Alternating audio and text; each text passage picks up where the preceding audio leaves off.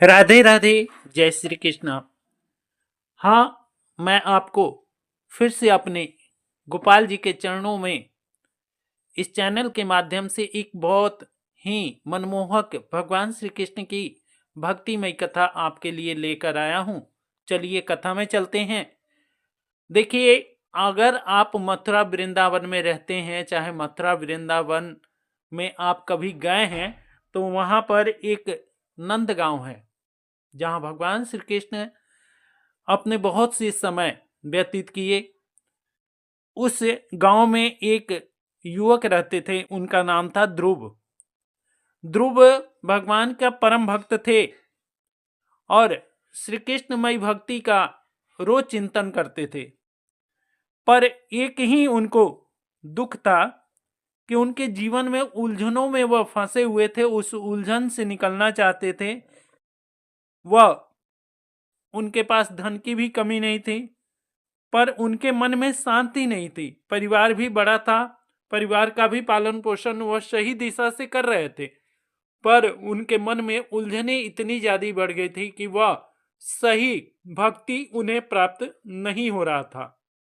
वह नित्य प्रति यही सोचा करते थे कि भक्ति कैसे मिलती है, भगवान श्री कृष्ण का प्रेम कैसे मिलेगा मुझे, कैसे मैं कृष्णमय हो जाऊंगा। एक दिन वह परिक्रमा मार्ग से जा रहे थे। परिक्रमा मार्ग पर ही एक संत बाबा उन्हें मिले। संत जी को उन्होंने नतमस्तक होकर दंडवत प्रणाम किया। संत जी उन्हें अपने हृदय से लगा लिए, बोले कि हे ध्रुव, बताओ, तुम्हें मैं देख रहा हूं कि तुम उलझनों में फंसे हुए हो, तुम्हारे मन पे उदासीन है, और श्री कृष्ण की धरती पर रहकर वृंदावन का जिसे सानिध्यता प्राप्त हो, और वह इतनी उलझनों में फंसा हुआ है। भगवान के धरती पर रहकर भगवान के भक्तों को कभी उलझने नहीं आती। तब वह बोले कि महाराज, मैं कितनी भी पूजा करता हूँ, कितना भी मंत्र जाप करता हूँ, फिर भी मेरे मन में श्री कृष्ण के प्रति सच्ची भक्ति नहीं मिल रही है। मुझे भक्ति का मार्ग बतलाइए प्रभु।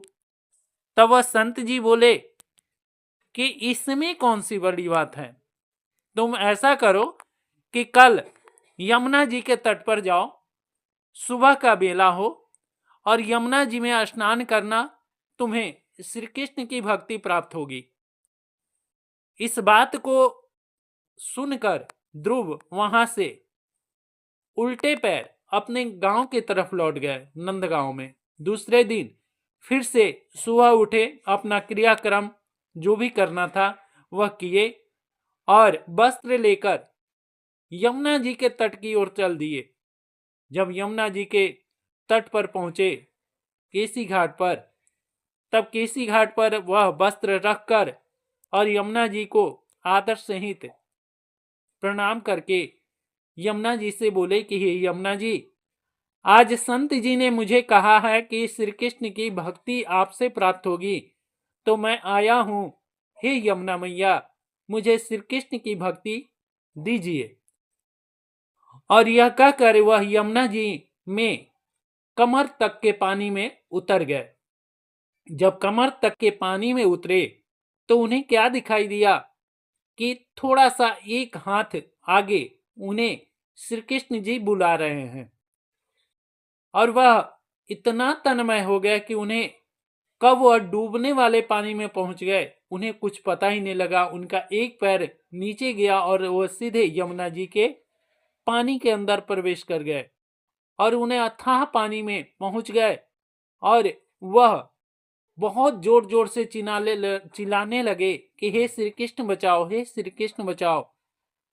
तब उन्हें बाह दिखाई दिया, जो उनका ऊपर से उनका सिर पकड़ा और उन्हें लेकर फिर यमुना जी के तट पर पहुंचा दिया। वो बेचारे हांफते हुए, श्वास को पूरी तरह लेते हुए, और भगवान श्री कृष्ण का कहते हैं कि हे प्रभु, धन्य भाग है कि किसी ने मुझे बचा लिया।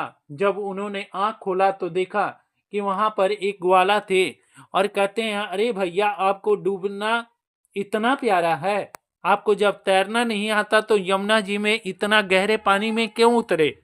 वह बोले कि भैया हम नहीं उतरे, हम तो कमर तक के पानी में ही नहा रहे हैं, पर पता नहीं कब भगवान श्री कृष्ण का हाथ मुझे बुलाने लगा और श्री कृष्ण का हाथ पकड़ते पकड़ते मैं पानी में डूबने लगा।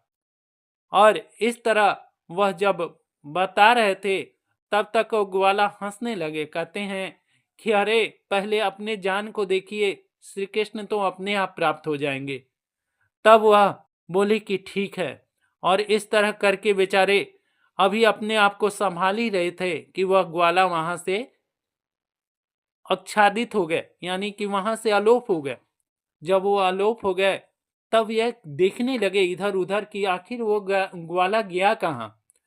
उसका मैंने धन्यवाद भी नहीं किया और वहां से ये बेचारे कैसे भी अपने वस्त्र धारण किए और यमुना जी को प्रणाम किए और जल्दी जल्दी अपने गांव के तरफ जाने लगे। जब गांव की तरफ जाने लगे तो रास्ते में वही संत जी फिर उन्हें दिखाई दिए परिक्रमा मार्ग पर।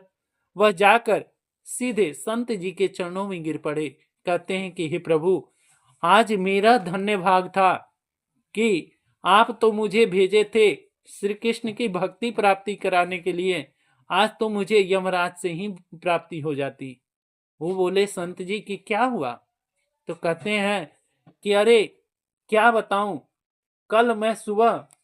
आज मैं सुबह जब मैं यमुना जी के तट पर वहां यमुना जी में स्नान करने गया था तो मुझे श्री कृष्ण का, जब मैं कमर तक पहुंचा तो श्री कृष्ण का हाथ मुझे बुला रहा था और मैं श्री कृष्ण का हाथ पकड़ने जा रहा था, तब तक मैं पानी में डूबने लगा क्योंकि मेरा पैर गहरे पानी में पहुंच चुका था।